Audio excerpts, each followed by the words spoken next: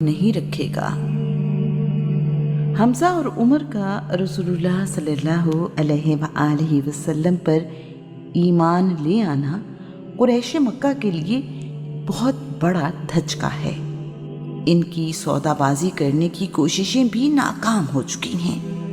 نجاشی بادشاہ کی طرف سے مسلمانوں کو قریش کے حوالے کرنے سے انکار اور انہیں حبشہ میں سکون اور آزادی کے ساتھ رہنے کی اجازت ملنا ایسی ناکامیاں ہیں جس نے قریش کا غصہ بڑھا دیا ہے۔ ابی طالب کی کوشش سے بنی ہاشم معاہدے کے پابند ہیں کہ وہ ہر صورت میں رسول اللہ کی حفاظت کریں گے، خواہ وہ ایمان لائے ہیں یا نہیں۔ اب قریش یہ سمجھ چکے ہیں کہ ان حالات میں رسول اللہ کو قتل نہیں کیا جا سکتا۔ ایسا کرنے کی صورت میں ایک لڑائی ہوگی جس میں کسی کے بچنے کی امید نہیں ہے۔ قریشی سردار چاہتے ہیں کہ رسول اللہ کو بنی ہاشم میں سے کوئی قتل کر دے۔ عرب کے قانون کے مطابق قاتل اور مقتول اپنے ہی قبیلے سے ہونے پر معاملہ جنگ کی صورت اختیار نہیں کرتا۔ اس سلسلے میں انہوں نے بنی ہاشم کے خاندان کو پیشکش کی ہے۔ اگر محمد کو کوئی ہاشمی قتل کر دے تو ہم 4 گنا دیت دیں گے۔ ایسا کرنے والے کی حفاظت کی ذمہ داری بھی ہم لیں گے۔ بنی ہاشم نے یہ پیشکش ٹھکرا دی ہے۔ قریش نے رسول اللہ کے خلاف جنگ کے دوسرے ذرائع سوچنا شروع کر دیے ہیں۔ قریش محرم 7 نبوی کی پہلی تاریخ کو مکہ کے بالائی علاقے ہجون پر جمع ہیں۔ انہوں نے فیصلہ کیا ہے اگر بنی ہاشم محمد کو قتل کرنے کے لیے ہمارے حوالے نہیں کرتے تو ہم سارے قبیلے کا سوشل بائیکاٹ کرنے کا اعلان کرتے ہیں۔ یہ منصوبہ پچھلے تمام منصوبوں سے زیادہ خطرناک ہے۔ اس کا نشانہ صرف رسول اللہ یا ان پر ایمان لانے والے نہیں بلکہ تمام ہاشمی ہیں۔ اس فیصلے سے بنی ہاشم کی تمام عورتوں، بچوں اور بوڑھوں کا نقصان ہے۔ اس طرح بنی ہاشم پر زندگی تنگ کر دی جائے گی۔ معاہدہ کچھ یوں ہے۔ نمبر 1، مکہ کے رہنے والے کسی فرد کو یہ اجازت نہیں کہ وہ کسی ہاشمی بچے، جوان، بوڑھے، عورت یا مرد سے گفتگو کرے۔ نمبر 2، مکہ کے کسی فرد کو یہ اجازت نہیں کہ وہ کسی ہاشمی سے ہاتھ ملائے۔ ایسا کرنے والا ناپاک سمجھا جائے گا۔ نمبر 3، مکہ کے کسی فرد کو اختیار نہیں کہ کوئی چیز بنی ہاشم سے خریدے یا بیچے۔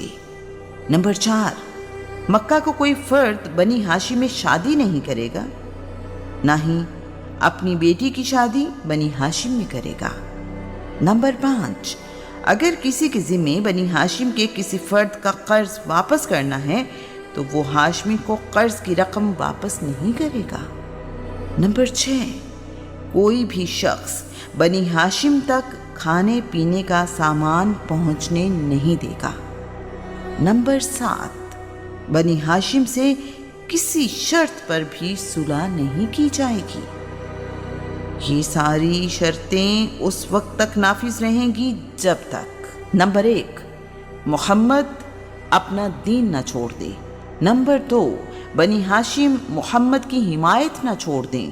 نمبر 3، بنی ہاشم محمد کو ہمارے یعنی قریش کے حوالے نہ کر دیں کہ ہم اس سے جو چاہیں سلوک کریں۔ نمبر 4، قریشی قبیلے محمد کو قتل نہ کر دیں۔ بنی ہاشم کے خلاف اس معاہدے کو منصور بن اکرمہ بن ہاشم نے لکھا ہے۔ کچھ تاریخ دانوں کے مطابق یہ معاہدہ نضر بن حارث بن علقمہ یا بقید بن عامر بن ہاشم نے لکھا ہے۔ معاہدہ لکھنے کے بعد کعبہ میں لٹکا دیا گیا ہے۔ کچھ تاریخ دانوں کے مطابق معاہدہ ابو جہل کی خالہ ام جلاس بنت محربہ حنظلہ کے پاس رکھوا دیا گیا ہے۔ مکہ کے رہنے والے کچھ لوگ اس معاہدے کے خلاف ہیں لیکن ان کی بات کسی نے نہیں سنی۔ اس معاہدے کا علم بنی ہاشم کو ہوا تو وہ بھی ابی طالب کے ساتھ کیے گئے اپنے عہد پر قائم اور رسول اللہ کا ساتھ دینے کے لیے تیار ہیں۔ بنی ہاشم نے عہد کیا ہے، جب تک ہم میں سے ایک فرد بھی زندہ ہے ہم محمد کو قریش کے حوالے نہیں کریں گے۔ پہاڑوں کے درمیان راستے یعنی درے کو گھاٹی یا شیب کہتے ہیں۔ کم و بیش تمام سرداروں کے پاس شیب یعنی گھاٹیاں ہیں۔ عرب شیب میں خیمے ایک خاص ترتیب سے لگاتے ہیں۔ اگر پہاڑ کی چوٹی سے دیکھا جائے تو اندازہ کرنا مشکل نہیں ہوتا کہ قبیلے کے سردار کا خیمہ کون سا ہے۔ خیموں کی ترتیب عمومی طور پر یوں ہوتی ہے کہ قبیلے کے سردار کا خیمہ درمیان میں لگایا جاتا ہے۔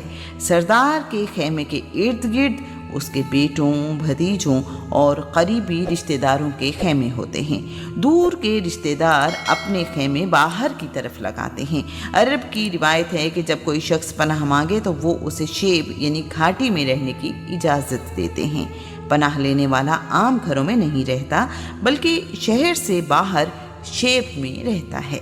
مکہ کے آس پاس پہاڑوں کے سلسلے کا نام ابو قبیس ہے۔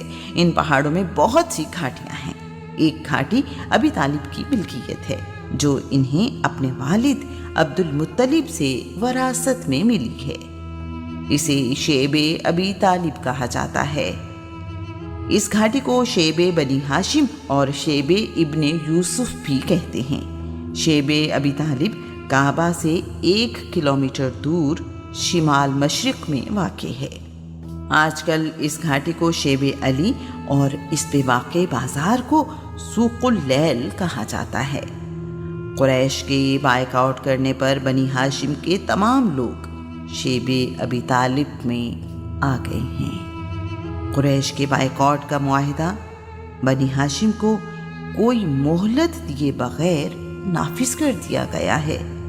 اندھیرا گہرا ہونے پر ابی طالب رسول اللہ کے پاس آتے ہیں، انہیں ان کے بستر سے اٹھا کر کسی دوسرے بستر پر لٹا دیتے